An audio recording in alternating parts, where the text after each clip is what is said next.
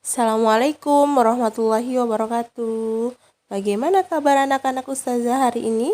Mudah-mudahan dalam keadaan sehat walafiat. Hari ini kita akan belajar pendidikan agama Islam kelas 2. Nah, sebelum kita memulai pelajaran kita hari ini, marilah kita sama-sama membaca basmalah. Bismillahirrahmanirrahim. Hari ini kita akan mengenal as-sabiqunal awwalun. Sebelum kita mengenal as-sabiqunal awwalun, ada baiknya kita mengetahui dulu tujuan pembelajaran kita hari ini. Yang pertama, agar anak-anak ustazah mampu mengenal tokoh as-sabiqunal awwalun dengan baik. Yang kedua, agar anak-anak ustazah mampu memahami tokoh as-sabiqunal awwalun dengan baik. Yang ketiga, agar anak-anak ustazah mampu menghafal nama-nama tokoh as-sabiqunal awwalun dengan baik. Yang keempat, agar anak-anak ustazah mampu menceritakan kisah keteladanan dari tokoh as-sabiqunal awwalun dengan baik. Selanjutnya, anak-anak ustazah akan mengenal as-sabiqunal awwalun. Apakah itu as-sabiqunal awwalun? As-sabiqunal awwalun adalah para sahabat atau generasi awal yang mengimani kenabian Nabi Muhammad SAW, atau orang-orang yang pertama kali masuk Islam. Mereka itu antara lain, yang pertama dari golongan wanita adalah Siti Khadijah.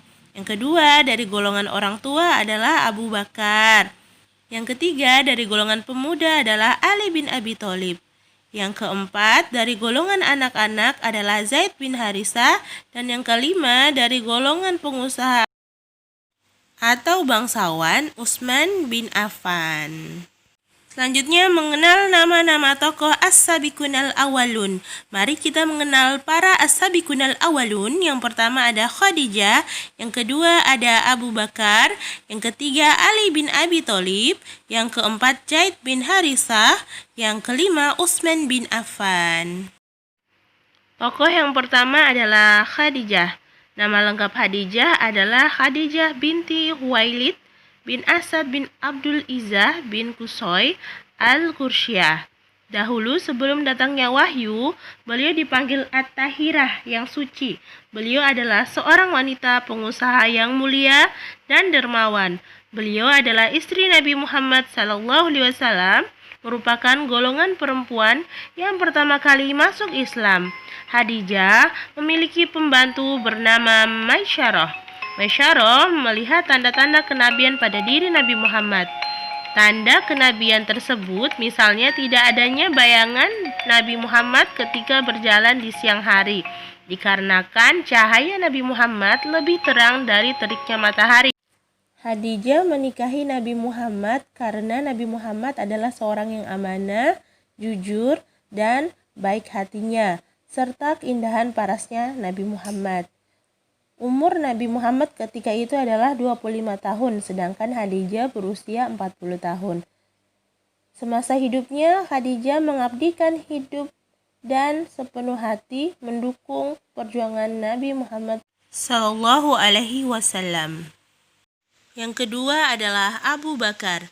Abu Bakar adalah seorang yang memiliki akhlak mulia, berani, kokoh pendirian, penyabar, memiliki azimah, kemauan yang keras, bertawakal kepada Allah Subhanahu wa taala, keyakinan yang kuat kepada Allah, bersifat wara, juhud kepada dunia, ramah dan lembut perangainya. Abu Bakar adalah lelaki yang pertama kali memeluk Islam.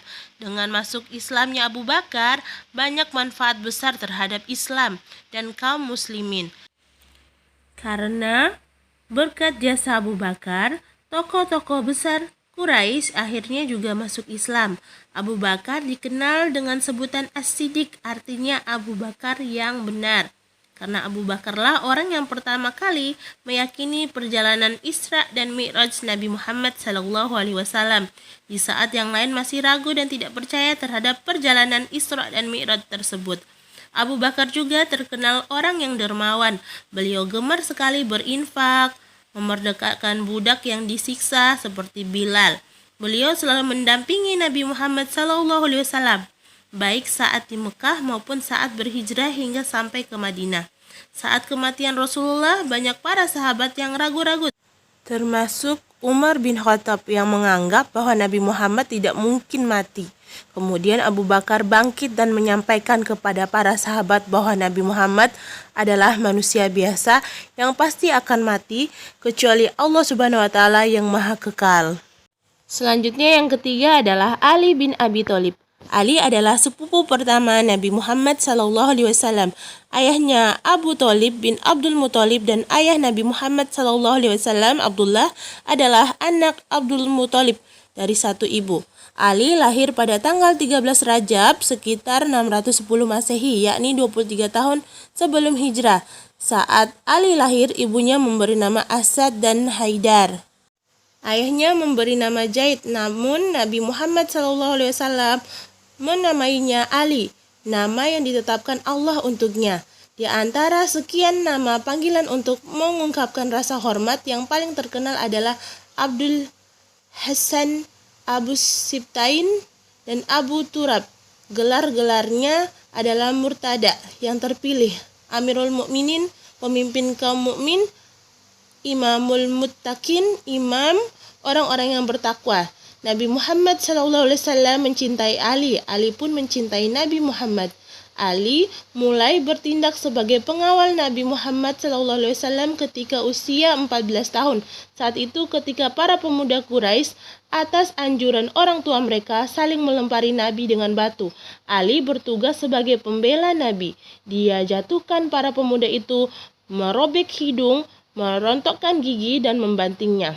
Atas perbuatannya itu, Ali dinamakan Qadim, pembanting, hingga tidak seorang pun berani melempar sesuatu kepada Nabi ketika Ali mendampinginya. Ali tidak akan pernah membiarkan Nabi Muhammad pergi sendirian. Pengorbanannya pada malam menjelang hijrah dan perjuangannya di seluruh medan tempur adalah bukti nyata kecintaannya yang amat mendalam kepada Nabi Muhammad SAW. Ali menikah dengan Fatimah, putri Nabi Muhammad SAW dari Khadijah. Dari pernikahannya dengan Fatimah, Ali memiliki 4 anak, yang anak kelima, Muhsin, mengalami keguguran ketika masih berada dalam kandungan, yang juga penyebab kematian Fatimah. Nama putra-putri mereka adalah Hasan, Husain, Zainab, dan Ummu Kalsum. Yang keempat adalah Zaid bin Harisah. Zaid bin Harisah adalah sahabat Nabi Muhammad SAW yang menjadi panglima perang Mu'tah. Zaid bin Harisah berasal dari kabilah Kalb yang menghuni sebelah utara Jazirah Arab. Di masa kecilnya, ia ditangkap oleh sekelompok penjahat yang kemudian menjualnya sebagai seorang budak. Kemudian ia dibeli oleh Hukaim bin Hisham, keponakan dari Khadijah. Oleh Khadijah, ia diberikan kepada Nabi Muhammad yang kemudian memerdekakan Zaid bin Harisah. Ia adalah salah satu orang yang pertama memeluk agama Islam. Rasulullah sangat mencintai Zaid karena dia memiliki sifat-sifat yang terpuji. Zaid pun sangat mencintai Rasulullah. Ayah kandung Zaid selalu mencari anaknya dan akhirnya ia mendapat kabar bahwa Zaid berada di tempat Muhammad. Dia mendatangi Rasulullah SAW dan memohon agar beliau mengembalikan Zaid. Rasulullah SAW memberikan kebebasan kepada Zaid untuk memilih antara tetap tinggal bersamanya atau ikut bersama ayahnya. Zaid tetap memilih hidup bersama Rasulullah. Zaid bin Harisah radhiyallahu anhu adalah panglima termuda yang ditunjuk Rasulullah SAW sampai akhirnya ia meninggal sebagai syuhada dalam perang Mu'tah.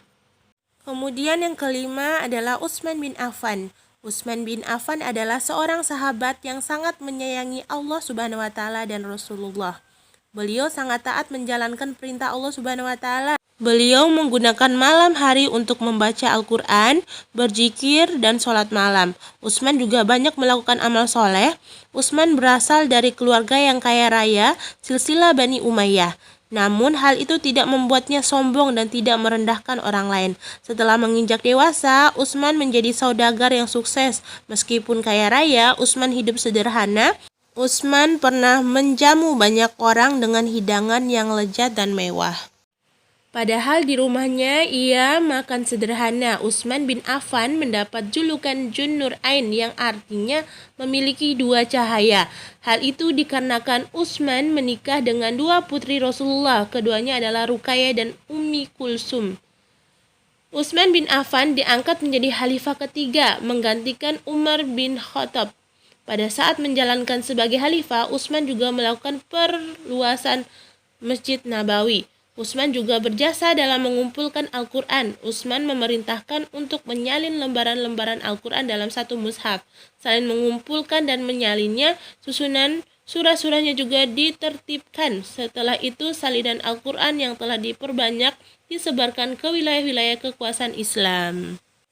Itulah tadi materi mengenai tokoh As-Sabiqunal Awwalun. Mudah-mudahan anak-anak ustazah dapat menghafal nama-nama tokoh As-Sabiqunal Awwalun dengan baik.